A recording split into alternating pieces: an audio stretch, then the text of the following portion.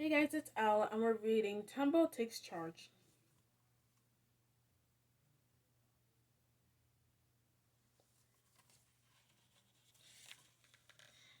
It was another hot day on the African savannah. Tembo looks around. Good, she thought. All her aunties, sisters, cousins, daughters, grandchildren, nieces, and nephews were all nearby. The herd was ready for a new day. They were Tembo's herd, because she was one of the oldest elephants. Tembo was in charge.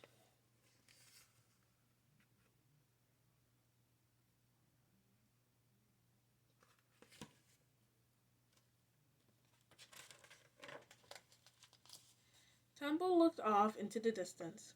She was deciding which way the herd would look for food and water. Then she made up her mind and started off. One by one, the rest of her herd followed. Auntie Sala waited for her baby, little Katai.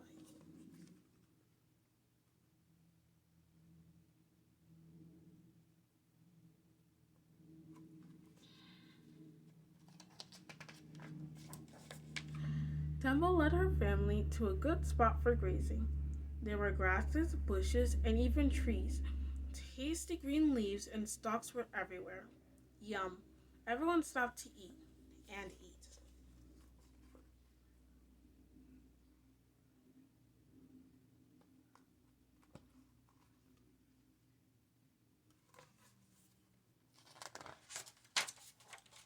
Suddenly, something startled the herd. Then Auntie Salo saw Bulk. The silly little bamboo was charging at her again. She knew Bulk liked to pretend he was tough enough to even take on an elephant.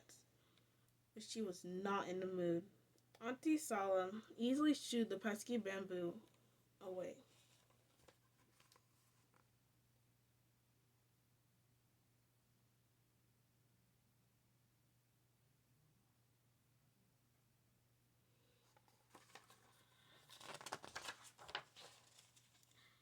Tembo and her sister Jamila were laughing together over Bulk's antics when Temple thought she heard something else.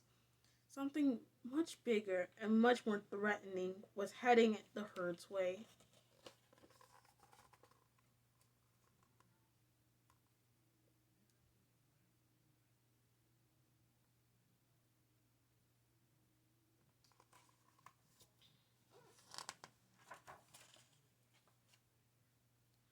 Bomani appeared, looming large and close to the herd. The tips of his tail brushed the ground. He flapped his enormous ears and twitched his trunk. Temple knew it was Bomani from the large size and deep gray skin.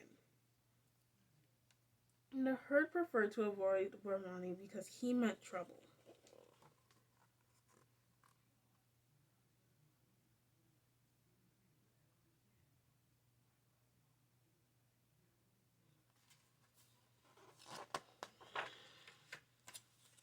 Tembo gathered her daughters, Ozzy and Fujo, and the rest of the family together.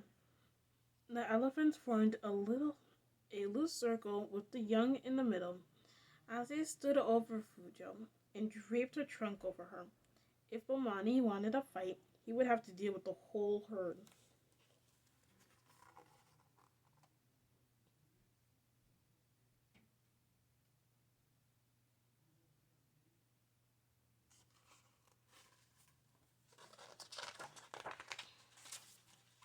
Bomani stood tall. He watched the herd. The herd watched him. No one moved. Then he turned and walked off. Tembo and her family spread out again. Kamal and Kabui, young cousins, trunk rustled, each dreaming of the day they would be Bonani's size.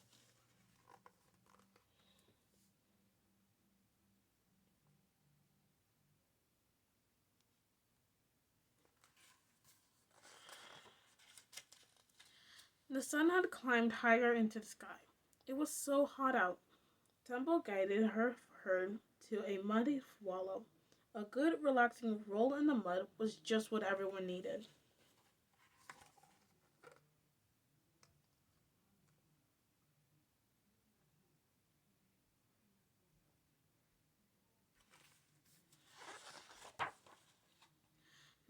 far from the mud bath, Tembo found a welcome water hole. The entire herd swallowed trunkful after trunkful of refreshing water. Ozzy, Auntie Sala, and the others splashed and bathed and dunked themselves into the wonderful water.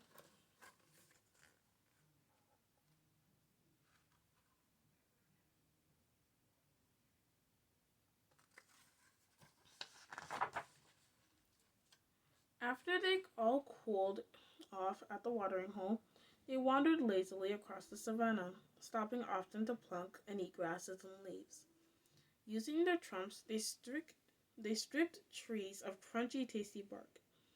The elephants passed a quiet and calm late afternoon, walking and eating some more.